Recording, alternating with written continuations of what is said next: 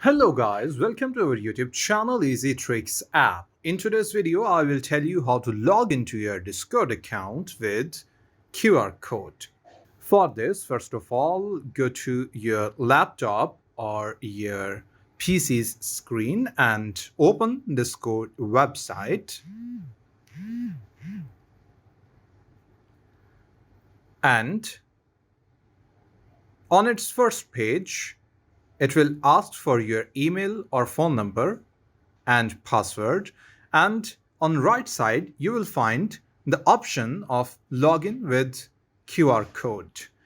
This is the QR code you need to scan with your phone camera. For this, just go and open your Discord app, and here you need to go to your profile, and these are options. Scroll down a bit and you will find scan QR code option.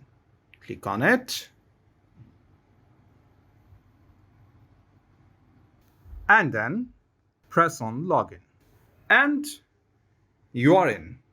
Just the final start talking, and that's it. Finally logged in with a QR code on my laptop.